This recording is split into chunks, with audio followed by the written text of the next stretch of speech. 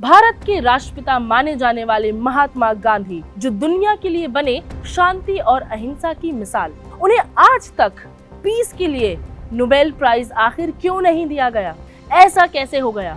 क्या इसके पीछे थी कोई साजिश? तो नॉर्वेजियन नोबेल कमेटी ने 2022 के नोबेल प्राइज फॉर पीस की विनर्स की घोषणा कर दी है।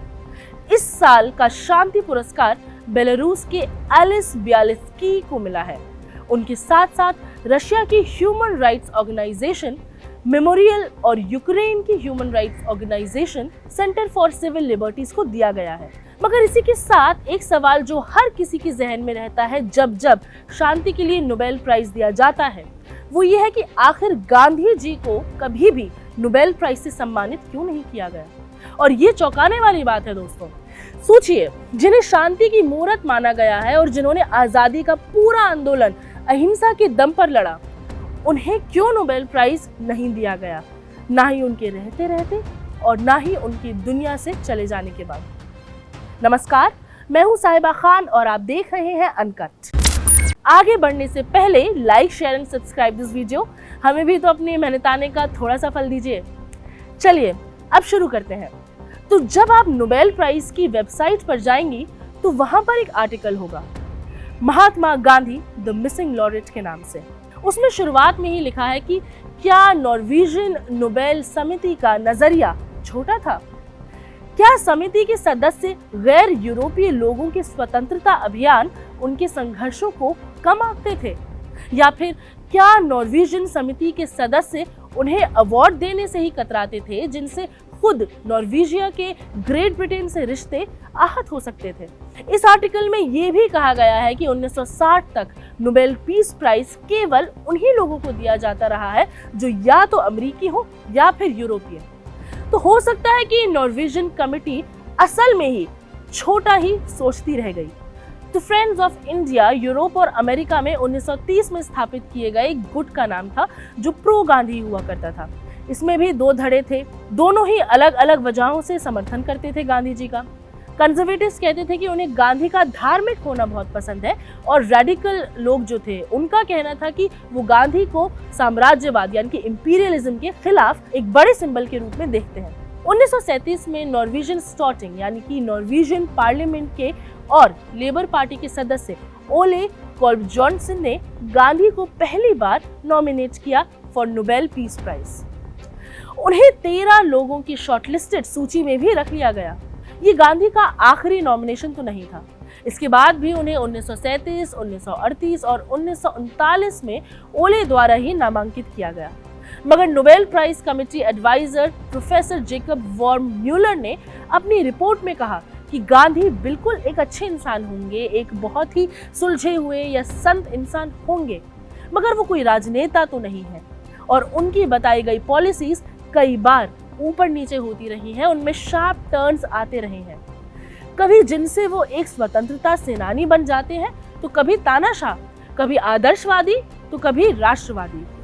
1947 में फिर से गांधी को बीजी खैर, जी.वी. मावलंकर और जी.वी. पंत द्वारा नॉमिनेट किया गया।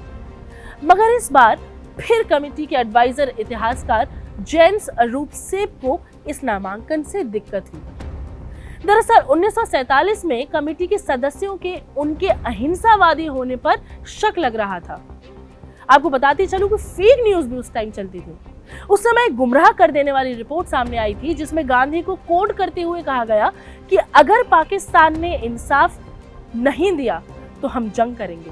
और एक और रिपोर्ट आई जहां पर यह कहा गया कि गांधी जी ने कहा है कि जिन मुसलमानों को पाकिस्तान के साथ सहानुभूति है वो भारत यानी कि इंडियन यूनियन में ना रहे। इन बयानों का कोई सबूत नहीं था। तो कमेटी के सदस्य लेबर पॉलिटिशियन मार्टिन ट्रेनमेल और पूर्व फॉरेन मिनिस्टर बिर्गर ब्राडलैंड को गांधी को इस बार भी नोबेल प्राइज नहीं देने दिया, पार्टीशन और दंगा फसाद देखते हुए। इस बार नोबेल प्राइज द क्वेकर्स को चला गया, इस बार यानी कि 1947। फिर सोचा गया कि गांधी को कम से कम मरने के बाद एक अवार्ड देना चाहिए जो उन्होंने दुनिया पर छाप छोड़ी है उसके लिए। मगर अब दिक्कत ये थी कि ना तो गांधी जी किसी संस्था से जुड़े हुए थे और ना ही उनकी कोई विल यानी कि वसीयत थी। तो अवार्ड का पैसा किसे जाता ये भी एक समस्या थी। और फिर आखिरकार वो अवार्ड भी उन्हें नहीं मिला। अपने जीवन के आखिरी दिनों तक गांधी जी हिंदू और मुस्लिम समुदाय के बीच नफरतें कम करने में लगे रहे, यहाँ तक कि बंटवारा भी हो गया। 1948 में जब गांधी जी को पोस्ट्यूमस अवार्ड देने का जिक्र छिड़ा था, यानी कि मरने के बाद जिसको अवार्ड दिया जाता है वो जिक्र छिड़ा था, तब भी उन्हें अवार्ड इसलिए नहीं मिला क्योंकि उसमें टेक्निकलिटीज थी, समस्याएं थी कि पैसा किसे और कहां जाएगा। फिर वो जगह उनके लिए हमेशा को खाली छोड़ दी गई, तो पैसा कभी भी इस्तेमाल नहीं किया गया और शायद चुपचाप ही सही मगर उस अवार्ड के हकदार गांधी जी को कहीं ना कहीं इज्जत के साथ अकेला ही छोड़ दिया गया।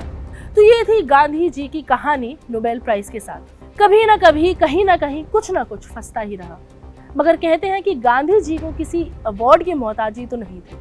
वो तो आए, अच्छा काम किया और चले गए और दुनिया भर में नाम कर गए, अपनी छाप छोड़ गए। तो जी वीडियो अगर पसंद आया हो तो मुझे बताएं, और किन किन चीज़ों पर हम वीडियोस और एक्सप्लेनर्स और बना सकते हैं वो भी मुझे बताएं कमेंट सेक्शन में।